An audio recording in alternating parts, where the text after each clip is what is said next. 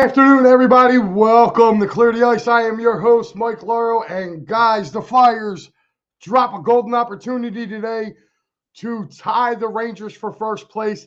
They let a 3-1 lead slip away in South Philly today as the defense just goes bye-bye for the last two periods as the Ottawa Senators come back and beat the Flyers today 5-3 down there at the Wells Fargo Center. A lot to talk about, guys. Did not like the way Eriksson played in goal today. To me, he seemed like he was a little lackluster. The defense in front of them, the Flyers end up getting a couple power play goals. So it's nice to see now that power play is starting to come around a little bit. I have questions with these defensive lulls now that I've seen with the Flyers now in the last 2 days, and this weak goaltending play over the last 2 days. With Carter Hart yesterday, now Eriksson today. A couple of them wasn't his fault. The Giroux one wasn't his fault. Just got out, wasn't being able to do that. But you know what, hey, I look at it like this. The Flyers, they kind of took their lumps over this weekend. They get a day break. They get a day break tomorrow. They get to relax and get ready for those Tampa Bay Lightning. They will be coming to town on Tuesday. But, guys, I'm going to go through it. I thought the Flyers came out with a lot of energy in the first period. I thought Garnett Hathaway set the tone with his physical style play in the first period.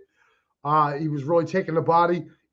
Wasn't on the scorecard at all today, but he was really, really doing a good job taking the body in this game for the Flyers. Another guy who I thought had a really good game for the Flyers also was Joel Farabee. I know he doesn't get, a lot of people don't like him, and, but he had a 3-point game today, did Mr. Farabee. So, good for him. He had a good game today. We're going to quick go over the opening period of play. The Flyers jump on the board really quick on an odd play by Zamula. Zamula gets a redirection from in front of the net, and everybody is around the one side of the net, on the left side of the net, and Zamula was over. The puck bounces over to the right side. Nobody was there. Zamula was there. He shoots the puck. It was a continuation. Goes in. 1-0 Flyers. That was at the 11:57 mark of the first period. I did not get the assist on that goal. Let me take a look real quick just to make sure who they gave the assist to. That was Joel Farabee and Cam York. So Farabee and York get the assist on that opening goal. Then, literally about 5 minutes later, at the 16:40 mark of the first period, it's Zamula again. This time also from Farabee and Cam Atkins. Nice little wrist shot. Looked like it. I think it deflected off of an Ottawa Senator, his defenseman's stick, because it kind of changed course. And he was able to beat the Ottawa netminder there, giving the Flyers a 2-0 lead going into the second period. And then a familiar face as the Flyers would take a 2-0 lead. Like I said, going into at the end of the first period, coming back to start the second period, an old familiar face for Ottawa gets the Senators on the board with Zach McEwen with an unassisted goal as he goes down and he beats Sorensen. He beat Sorensen, and the Flyers lead then cut in half at the 4:04 mark of the second period. It was now a 2-1 game. Literally about 6 minutes after that, Joel Farabee would answer for the Flyers. He would put the puck in the net. It was Zamula and Konechny on the assist, giving the Flyers a 3-1 lead. And if you're looking at this point in the game, you're sitting there looking at it. You're going, wow, all right, they got a 2-goal lead. It literally, from that moment on, it was the Ottawa Senators show. The Flyers defense in this game literally just disappeared. And it starts with, I thought it was a Tarasenko goal. And they even gave Tarasenko the goal in the game.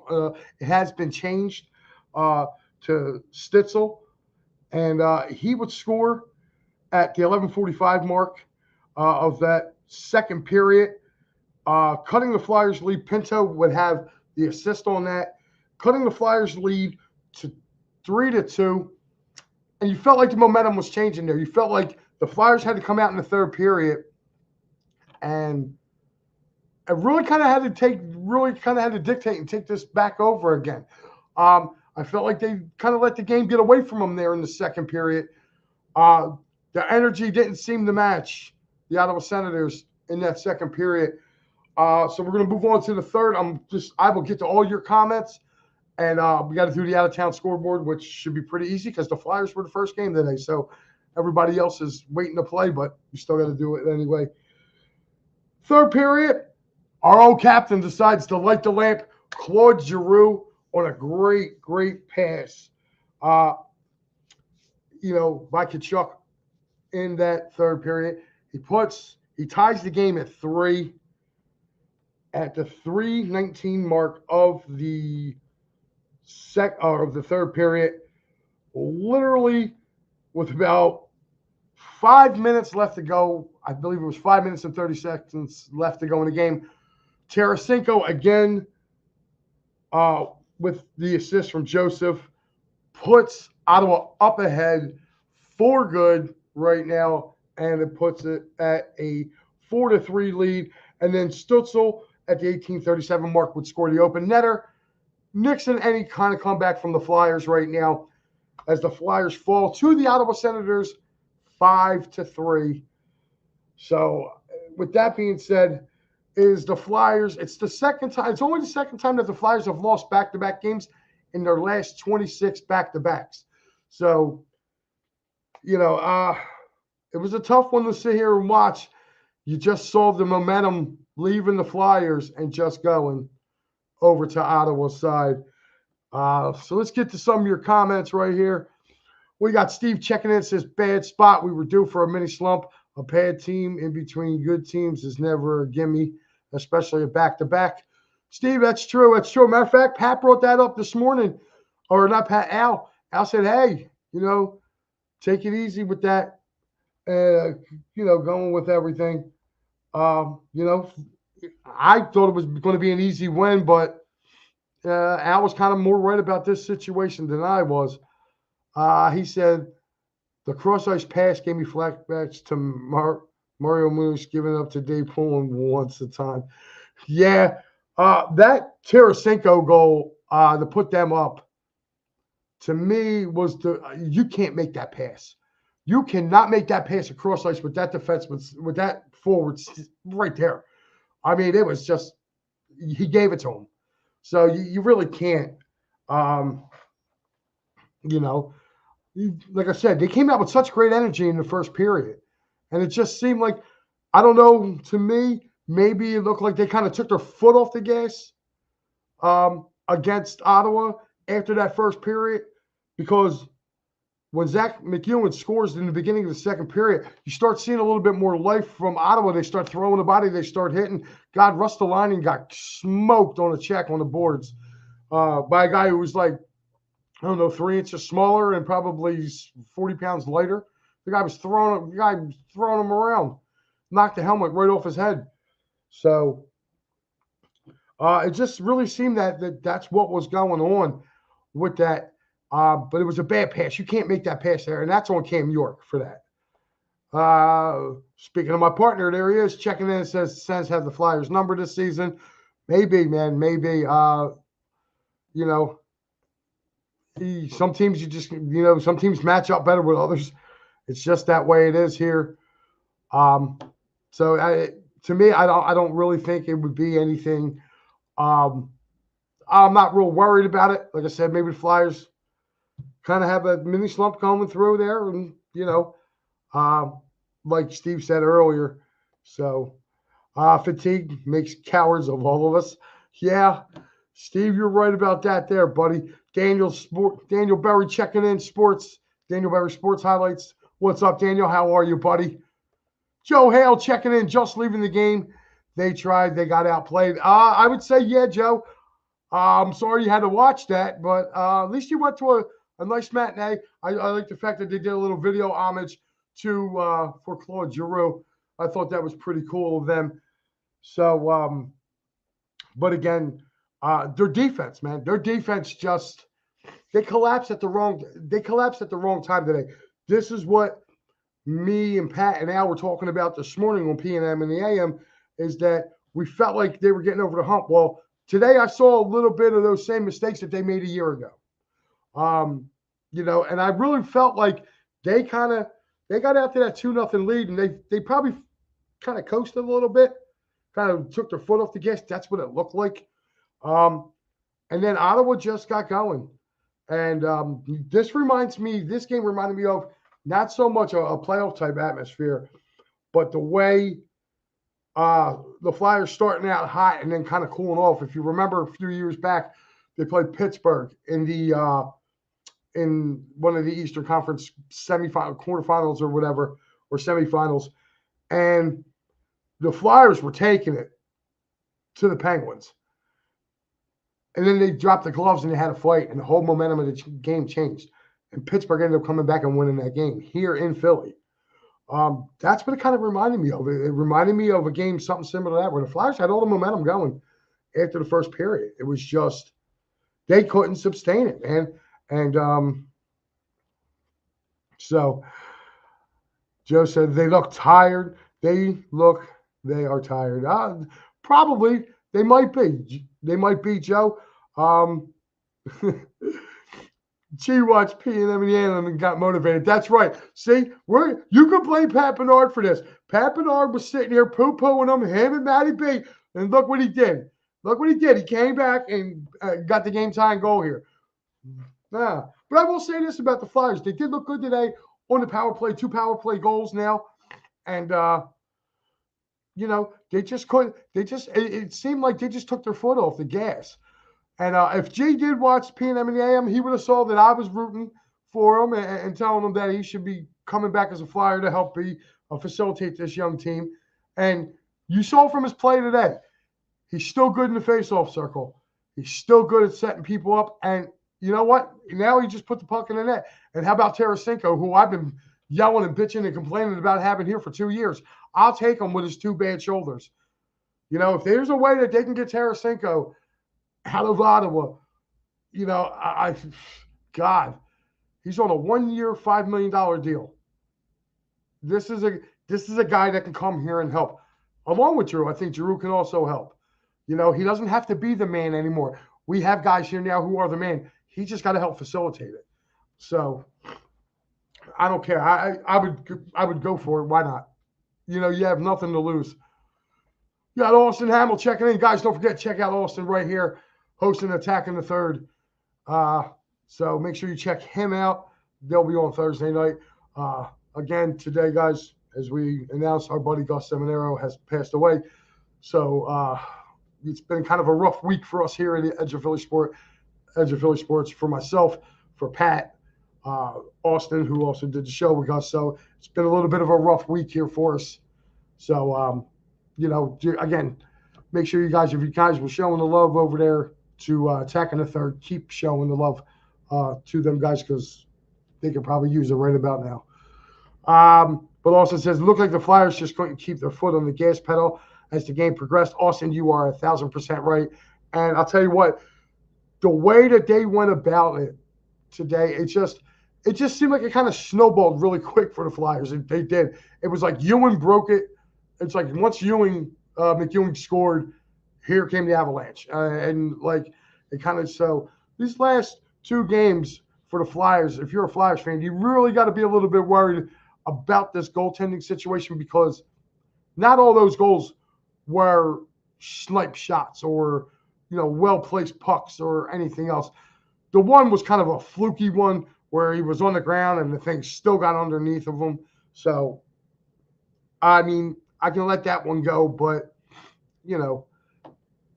it's just, to me, it was just too fluky. It looked like the game got away from him. And hopefully Torch can do what he got to do now to clean this thing up. And we should be able to hopefully get back. Hopefully they'll have a better game because they haven't lost 3 in a row. I think Jim Jackson said it on the telecast. It's been a while since they've lost like 3 in a row. It's dating back to last year. So Steve says, I just don't think the Flyers have much left to give in the third. I kind of agree with you, Steve. I think they kind of went downhill right after basically Ottawa got that goal in the second period. When Giroux tied this game in the beginning of the third period, I didn't have a good feeling for the Flyers coming out in this one. It just looked like their level of play just dropped. So, guys, I'm going to be I'll get back to your comments in a second. Let me run the out-of-town scoreboard. It was the Ottawa Senators beating the Philadelphia Flyers right here today in South Philadelphia, 5-3. Nice game coming up later on tonight. If you guys have ESPN Plus, make sure you go check it out. The Minnesota Wild visit the Carolina Hurricanes. I think that's going to be a good game. Another good one, if you want to watch it, also on ESPN Plus, is Patrick Waugh. That's right, Patrick Waugh makes his head coaching debut with those New York Islanders tonight. They are at home on the island. They are hosting the Dallas Stars. Another good game here. That's at 7:30. Rangers and Ducks out in Anaheim tonight. Tonight. ESPN Plus if you want to watch Rangers Ducks. And, of course, on ESPN Plus as well, later on tonight, Toronto Maple Leafs and those Seattle Kraken. There is your lineup, guys, for tonight. So the Flyers kind of missed a golden opportunity to go and really kind of jump up and at least tie the Rangers going into the Rangers game tonight. And they would have kind of been they would have had a little bit of breathing room over Carolina, who's got to play a tough one. Like I just said, they have coming up tonight. So, again, guys, to me, Flyers just got to regroup, man. They got to regroup, and they just got to move on Tuesday. So, with that being said, let me pay some bills real quick. And as soon as we are done, matter of fact, here, I'm going to put this one up because you Flyer fans, if you want to go see the Stadium Series, you can. Go to phillysportstrips.com. Go on there, check it. Dude, for the price that they are charging, I mean, your transportation to and from is taken care of. You get a tailgate before the event. You get tickets to the game. It is definitely an experience, guys. Make sure you go there and check them out. To me, I'm actually looking forward to maybe going and doing this myself. It should be pretty lively event. They'll be joined by Flyers Nation. So I'm really looking forward to it. And guys, here's our schedule for Clear the Ice. Tuesday, that's right, the game against those Tampa Bay Lightnings. You will get the one and only Matty B will come in, and he will be doing the Clear the Ice post game. Thursday will be my broadcast partner, Pat. He will be taking care of the Flyers at the Detroit Red Wings. And I'll be right back here next Saturday. Again, another matinee as the Flyers host the Boston Bruins. I will be on for that. So with that being said, guys, I am Mike Laro. And make sure you tune in Tuesday night after the game. Make sure you tune in after the game for Matty B. He'll have all the questions and answers, hopefully, as maybe the Flyers turn it around, do this little mini 2-game skid, and it'll definitely be a good game to go watch. But let's see what happens there. So, again, and if you're in Ridley, make sure you go to Dolan's Bar, 24 East Sellers Avenue, and definitely go there and tell PJ, that's that handsome gentleman right there that's in the picture, tell him that we sent you, and that, just tell him that we sent you over there, and tell him, everybody from EOP, that, you heard about his place on EOP. Sorry, guys, I'm having a really tough So, oh, sorry about that. So, with that being said, we got Cowboy Dave Yarnell checking in. He said Zamula had a solid first period. Dave, yes, he did. Flyers just ran out of gas today, man. Flyers ran out of gas. So again, guys, like I said, make sure you tune in again Tuesday night right after Flyers Lightning. Matty B will be on. He will be your host. With that being said, guys, again, to my good buddy Gus Seminaro, may you rest in peace. We will not forget you, my friend, and your what legacy that we all have years will carry on here at Edge of Philly, my friend. You guys have a great night, and if you didn't tell the people that you love them, make sure you do. Have a good night, guys.